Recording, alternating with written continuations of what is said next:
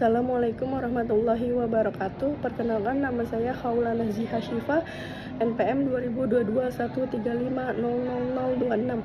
Baik, di sini saya akan menjelaskan tentang modul ajar yang saya buat, materi eksponen kelas 10 fase E. Selanjutnya di sini ada daftar isi. Daftar isi terdiri dari 3. Yang pertama ada informasi umum, yang kedua ada komponen inti, dan yang ketiga ada lampiran-lampiran. Selanjutnya ada informasi umum. Apa itu informasi umum? Informasi umum itu adalah identitas modul. Identitas modul yang kita buat seperti di sini nama saya Khaula Naziha Syifa. Satuan pendidikan yang saya ambil SMK kelas 10 fase E. Mata pelajaran matematika. Prediksi alokasi waktu 8 JP dikali 45 menit atau 4 pertemuan. Elemen atau domain bilangan. Capaian pembelajaran peserta didik dapat menggeneralisasi sifat-sifat operasi bilangan yang berpangkat atau eksponen dan logaritma serta dengan menggunakan barisan dan deret. Selanjutnya ada kompetensi awal. Kompetensi awal sebelum melakukan pembelajaran tentang materi eksponen, peserta didik diharapkan telah mengetahui tentang perkalian ulang. Yang C, profil pelajar Pancasila. Di sini saya ambil 3 saja. Yang pertama ada mandiri, yang kedua berakhlak mulia, dan ketiga berpikir kritis. Selanjutnya ada sarana dan prasarana yang menunjang belajar siswa. Yang pertama ada meja belajar, kedua laptop, ketiga spidol, dan keempat alat tulis. Selanjutnya ada target peserta didik siswa-siswa kelas 10. Selanjutnya ada model pembelajaran. Model pembelajaran yang digunakan adalah discovery learning atau anak-anak yang mencari tahu sendiri konsep dari permasalahan yang telah dibuat. Selanjutnya ada tujuan pembelajaran. Tujuan pembelajaran acuan untuk siswa-siswi ini ada 4 poin. Yang pertama mendeskripsikan sifat eksponen dengan bahasa sendiri.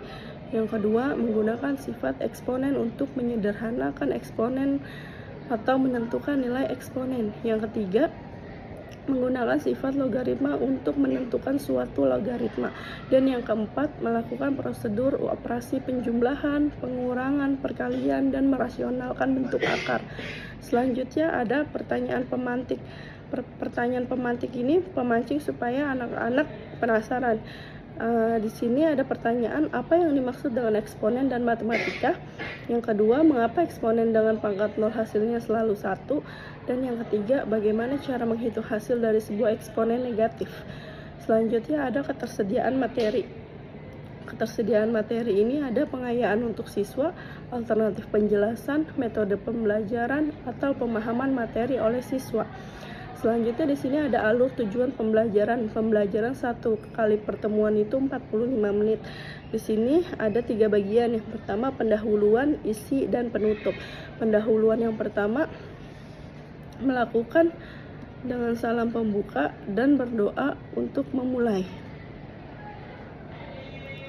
Selanjutnya mengaitkan materi atau tema atau kegiatan pelajaran yang akan dilakukan dengan pengalaman peserta didik dengan materi atau tema atau kegiatan sebelumnya serta mengajukan pertanyaan untuk mengingat dan menghubungkan dengan materi selanjutnya. Dan selanjutnya ada bagian inti. Kegiatan inti, guru menampilkan video pembelajaran tentang materi hari ini atau mengamati. Yang kedua, guru memberi kesempatan kepada peserta didik untuk mengidentifikasi pertanyaan untuk disimpulkan dan dijadikan rumusan masalah pada kegiatan selanjutnya. Yang ketiga ini ada penutup. Penutup itu peserta didik membuat rangkuman atau simpulan pelajaran tentang poin-poin penting yang muncul dalam kegiatan pembelajaran yang baru dilakukan. Yang kedua, guru membuat rangkuman atau simpulan pelajaran tentang poin-poin penting yang muncul dalam kegiatan pembelajaran yang baru dilakukan. Selanjutnya di sini ada asesmen sikap. Asesmen sikap itu penilaian sikap ini dilakukan melalui pengamatan observasi guru selama pembelajaran. Penilaian ini dilakukan agar guru melihat sikap perilaku peserta didik dalam menjaga hidup bersama di masyarakat pada kehidupan sehari-hari, seperti sopan santun, percaya diri, dan bertoleransi. Bentuk pedoman penilaian yang dapat digunakan oleh guru adalah sebagai berikut. Di sini kita dapat lihat ya, kita buat tabel. Yang pertama itu kriteria, Terus penilaian ada sangat baik, baik, cukup, dan perlu dikembangkan. Oke, selanjutnya di sini ada asesmen pengetahuan. Asesmen pengetahuan adalah penilaian pengetahuan dilaksanakan melalui tes setelah kegiatan pembelajaran berlangsung. Penilaian pengetahuan diberikan dalam bentuk pilihan ganda, benar, salah, maupun esai. Penilaian pengetahuan ini bertujuan agar guru mampu melihat pengetahuan yang telah dikuasai peserta didik dalam kegiatan. Teknik penilaiannya itu ada tes tertulis, yaitu ada pilihan ganda, esai, dan tes lisan. Selanjutnya ada asesmen hasil belajar. Penilaian ini dilakukan melalui pengamatan observasi guru selama kegiatan pembelajaran berlangsung. Penilaian ini bertujuan agar guru dapat melihat kemampuan peserta didik dalam soft skill-nya. Adapun pedoman penilaian yang digunakan oleh guru sebagai berikut. Ini sama ya, kita bikin tabel juga sama kayak tadi asesmen sebelumnya. Dan ini adalah komponen inti. Komponen inti itu ada pengayaan dan remedial. Apa sih itu pengayaan? Pengayaan diberikan untuk menambah wawasan peserta didik mengenai materi pembelajaran yang dapat diberikan kepada peserta didik yang telah tuntas mencapai KKM atau mencapai pembelajaran. Selanjutnya ada remedial. Remedial dapat diberikan kepada peserta didik yang belum mencapai KKM maupun kepada peserta didik yang sudah melampaui KKM.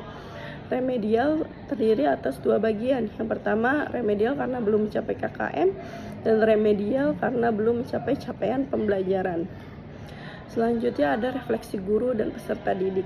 Sebagai penutup dan pembelajaran subbab ini, ajak siswa untuk merefleksikan apa yang sudah mereka pelajari.